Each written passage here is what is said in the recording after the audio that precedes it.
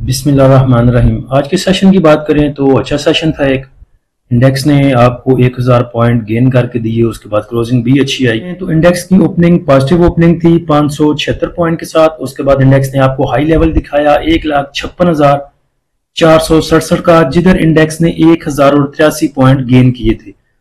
उसके बाद इंडेक्स का लो लेवल देखें तो वो भी 397 पॉइंट के इजाफे के साथ 1,55,781 पे रहा। इंडेक्स की क्लोजिंग 796 पॉइंट के इजाफे के साथ 1,56,180 पे रही। वॉल्यूम अगर देखें तो 423 मिलियन के वॉल्यूम ट्रेड हुए KSE 100 इंडेक्स में। आज के सेशन में अगर देखा जाए तो बोर्ड मीटिंग्स ने और रिजल्ट बेस काफी सपोर्ट मिली इंडेक्स को। आपको पता है कि जब भी कोई बोर्ड मीटिंग अनाउंस होती है तो जितने भी पेड ग्रुप वाले हैं या वैसे भी जो इंडिविजुअल्स हैं वो इस बेस पे चीजों को बाय करते हैं कि आगे इसका रिजल्ट अनाउंस होगा, अच्छा रिजल्ट आएगा, तो कुछ तो उस उम्मीद में जब भी बोर्ड मीटिंग अनाउंस होती है तो वो स्टॉक आपको मूव देते हैं। तो आज काफी सारी बोर्ड मीटिंग्स अनाउंस हुई जिसकी वजह से उन्होंने कुछ इंडेक्स को भी सपोर्ट किया। उसके बाद देखें तो मॉनेटरी पॉलिसी का अनचेंज रहना भी कोई एज सच वैसा इंपैक्ट उसका नहीं आया हमारे इंडेक्स पे। या तो मॉनेटरी पॉलिसी में कुछ पॉइंट्स बढ़ते या कम होते तो उसका इंपैक्ट आ सकता था हमारे इंडेक्स के ऊपर। लेकिन आज जो है वो टोटल हमारा जो इंडेक्स है वो टेक्निकल की बेस पे, क्योंकि पीछे इंडेक्स थोड़ी सी करेक्शन ले चुका था। एक दिन उसने 1700 पॉइंट लूज किए, दूसरे दिन 800 पॉइंट लूज किए, तो 2500-2600 पॉइंट की करेक्शन इंडेक्स में आ चुकी थी। तो एक तो वो भी वजह थी, साथ में अनाउंसमेंट थी। आज के टॉप एक्टिव स्टॉक में अगर देखें तो WTL में सबसे ज्यादा वॉल्यूम जनरेट हुए तकरीबन 125 मिलियन के। उसके बाद बैंक ऑफ पंजाब में PI BTL, FCSE, MDTL, TPLP, FFL, DCL, FNEL, TRG। और DCL जब मूव कर रहा था 12 रुपए 50 पैसे पे, 12 रुपए 80 पैसे पे, तब बोला था कि DCL की मूव बचती है। बल्कि आपको ये बाद में भी याद करवाया था जब ये मूव कर रहा था 13 रुपए और 50 पैसे पे, 13 रुपए 20 पैसे पे। तब भी वीडियो में बताया था कि बाकी तमाम सीमेंट सेक्टर में जितने भी स्टॉक है वो मूव दे चुके हैं, DCL अभी मूव देगा। तो आज DCL ने तकरीबन 15 रुपए और 30 पैसे का हाई लगा के दिखाया। तो अगर आपने 13.50 का लिया होता तो 2 रुपए का गेन था सिर्फ 13 रुपए के स्टॉक के साथ। उसके बाद बात करें तो सिमेट्री में भी अभी मूव बचती है। सिमेट्री को आप कंसीडर कर सकते हैं नेक्स्ट मूव के लिए। ATRL ने अभी मूव नहीं दी, उसको मूव देनी चाहिए। उसके बाद सबसे बेहतर मुझे तो अभी सिनर्जी लग रहा है। छोटा स्टॉक है, जो भाई कहते हैं जी आप बड़े स्टॉक में काम करवाते हैं, ATRL कहते हैं उठा लें, वो 600 रुपए का स्टॉक है, हमारे पोर्टफोलियो इतने नहीं है, तो मेरे ख्याल से सिनर्जी अभी बेहतर साबित हो सकता है। जो इसके पास आज रेजिस्टेंस थी वो तकरीबन 200 मूविंग एवरेज की थी 7 रुपए और 28 पैसे पे। किसी भाई के साथ मेरी बात भी हो रही थी, मैंने कहा अगर ये 7 रुपए 28 पैसे से ऊपर क्लोजिंग देता है अच्छे वॉल्यूम के साथ, और वॉल्यूम आज कदरे बेहतर थे इसके, तो नेक्स्ट जो इसकी सपोर्ट होगी वो बनेगी 7 रुपए 28 पैसे पे। जो पहले रेजिस्टेंस थी उसी को अब ये सपोर्ट मान के चलेगा। उसके बाद अगर देखा जाए तो पीछे 6-7 दफा ये 7 रुपए 40 पैसे से वापस जा चुका है। अगर देखें यहां पे इसको तो 7 रुपए 40, दूसरी बार, तीसरी, चौथी बार, पांचवी, छठी, सातवीं, 7-8 जगह यहीं पे ये रेजिस्टेंस दे चुका है 7 रुपए 40 पैसे से, और उससे पीछे यहां भी। तो एक तो 7 रुपए 28 पैसे की रेजिस्टेंस थी इसके पास, दूसरा इसको अब ब्रेक करना होगा 7 रुपए 40 पैसे को। अगर उसके ऊपर ये सस्टेन करता है अच्छे वॉल्यूम के साथ तो इंशाल्लाह फिर बाकी आपको नेक्स्ट मूव दे सकता है 50 पैसे, 75 पैसे, 1 रुपए की। मार्केट समरी की अगर बात करें तो 483 कंपनियों में आज ट्रेडिंग हुई, जिसमें से 280 एडवांस रही, 178 डिक्लाइनर रही और 25 अनचेंज रही। नंबर ऑफ ट्रेड की बात करें तो 4,58,000 ट्रेड हुई, जिनकी वैल्यू थी तकरीबन 23 अरब 27 करोड़ और वॉल्यूम थे 1356 मिलियन के। टॉप 1 कंट्रीब्यूटर सेक्टर वाइज अगर देखें तो ऑयल एंड गैस एक्सप्लोरेशन कंपनियां सबसे आगे रही। उसके बाद commercial banks, power generation, technology sector, oil and gas marketing companies, food, textile, automobile. और नेगेटिव साइड पे अगर देखें तो फर्टिलाइजर ने सबसे ज्यादा पॉइंट लूज किए, लेकिन सिर्फ 70 पॉइंट। उसके बाद ऑटोमोबाइल थे, केमिकल, शुगर, इंश्योरेंस, लेकिन उन्होंने 1-1, 2-2 पॉइंट लूज किए। यानी कि देखा जाए तो आज ओवरऑल मार्केट ठीक ही थी। टॉप 1 कंट्रीब्यूटर स्टॉक वाइज अगर देखें तो मीजान बैंक ने सबसे ज्यादा मूव आज दी और 162 पॉइंट ऐड किए। उसके बाद देखें तो पॉजिटिव साइड पे OGDC, हबको, PSO, मारी, bank of Punjab, PPL, NATF का भी आपको बोला था कि 340 पे अच्छी सपोर्ट है, यहाँ पे एंट्री ली जा सकती है। आज इसने 380, 385 करके दिखाया आपको। नेगेटिव साइड पे देखें तो FFC ने सबसे ज्यादा पॉइंट लूज किए, 104 पॉइंट। उसके बाद Muslim commercial bank, AKBL, BAFL, system, BHL, FCCL।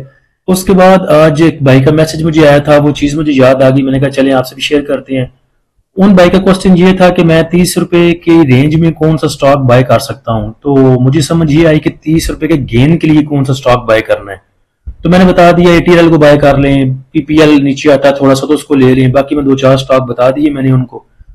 फिर उनका दोबारा मैसेज आया कि नहीं, मैं पूछ रहा हूँ कि बच्चों के लिए अगर इन्वेस्टमेंट करनी हो तो वैसे ही बंदा उनके लिए कुछ डेली बेसिस पे 1-2 शेयर ले ले। तो एक आइडिया उनका ये हमें पसंद आया, आइडिया भी उनका था, लेकिन इस पे ऑलरेडी हम वर्किंग कर रहे हैं। जो डॉक्टर साहब हैं वो ऑलरेडी पीएसओ का एक शेयर अपने बच्चों के लिए मेरे ख्याल से डेली बेसिस पे बाय करते हैं। तो जो जिनके पोर्टफोलियो बड़े नहीं हैं, जिन भाइयों के या जो जो जिनका बच्चों का जेब खर्च थोड़ा कम है, तो मेरे ख्याल से अगर डीसीआर में डेली बेसिस पे एक शेयर अगर अपने बच्चों के लिए लेके रखते जाएं इन्वेस्टमेंट पर्पज के लिए तो बहुत अच्छा होगा। अभी अगर डीसीआर को देखें तो मूव कर रहा है 3162 पे। तो मेरे ख्याल से आजकल जो बच्चे हैं आपके वो डेली देखें तो 50 से 100 रुपया तो आराम से खा लेते हैं, आप उन्हें ये देते हैं, अफोर्ड भी करते हैं। तो मेरे ख्याल से उन्हें इस तरफ लेके आए, रुझान बढ़ाएं उनका। मेरे ख्याल से अगर आप उनसे पैसे लेके या उनको समझाएं, ऐसे अगर वो 150 रुपया खर्च करते हैं 100 करते हैं तो उन्हें समझाएं स्टॉक के बारे में, इस तरफ लेके आए उन्हें समझाएं इन्वेस्टमेंट क्या है। उसके बाद आप कमेटियां डालते हैं गली मोहल्लों में, वो कमेटी वाली माई वैसे भज जाती है, बाद में आप कहते रहते हैं जी कि मेरी 15 खा गई, मेरी 6 खा गई।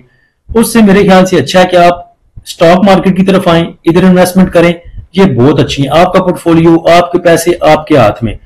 और मुझे नहीं लगता कि कम्युनिटियों शम्युनिटियों का कुछ ज्यादा फायदा ही होता है, आपके पैसे आपको ही रिटर्न मिलने होते हैं।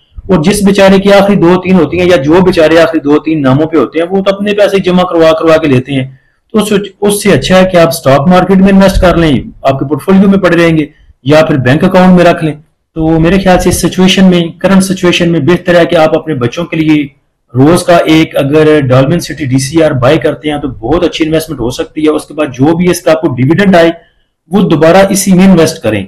अगर कल परसों को आपके पास 100 स्टॉक होते हैं और 2 रुपए का डिविडेंड आता है, 200-300 रुपए आपको आते हैं, तो आपको चाहिए फिर उसी पैसों से 10 और डीसीआर लेके पोर्टफोलियो में छोड़ दें। आप बच्चों से बात करके देखें, बच्चों का ऑलरेडी रुझान है इस तरफ। सिर्फ उनको मोबाइल दे के जान छुड़वा लेने से कुछ नहीं होगा। जिस दौर में टीआरजी था 100 रुपए का, मैंने बड़ा काम किया उसमें 100, 105, 110, 115 की मूव लिया करते थे। उस टाइम पता नहीं शरीयत था या नहीं शरीयत था।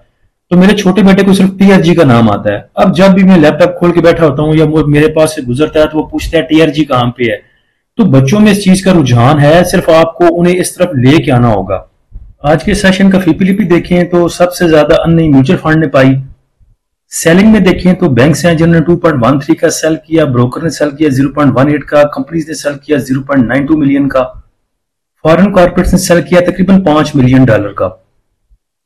उसके बाद इंडिविजुअल्स की बाइंग है 1.24 की, इंश्योरेंस कंपनीज की बाइंग 0.69 मिलियन की, म्यूचुअल फंड की बाइंग $7 मिलियन की। उसके बाद एमबीएफसी की थोड़ी सी सेलिंग, अदर ऑर्गेनाइजेशन की सेलिंग $1 मिलियन की, और ओवरसीज पाकिस्तानी ने बिल्कुल टच दिया सिर्फ बाइंग को। म्यूचुअल फंड को देखें तो अक्रॉस द बोर्ड उन्होंने बाइंग की, और अदर सेक्टर में 1.73 की, सीमेंट सेक्टर में भी 0.60 मिलियन की, कमर्शियल बैंक्स में 0.73 की, उसके बाद फर्टिलाइजर में 0.76 की, फूड एंड पर्सनल केयर में 0.81 की, oil and gas exploration companies में भी, oil and gas marketing companies में भी। और देखा जाए तो सबसे ज्यादा उन्होंने बाय किया है सिर्फ एक सेक्टर को, oil and gas marketing companies को।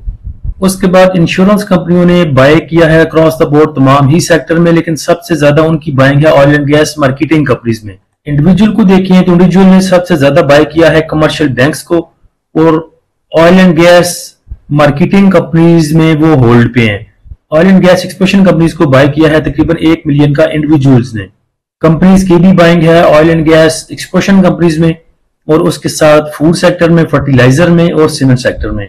ब्रोकर की buying oil and gas marketing companies में। Oil and gas marketing companies को अलग से देखें तो ब्रोकर की इसमें बाइंग है, उसके बाद इंश्योरेंस कंपनीज की बाइंग, और उसके बाद म्यूचुअल फंड की बाइंग, और थोड़ी सी अदर ऑर्गेनाइजेशन की बाइंग।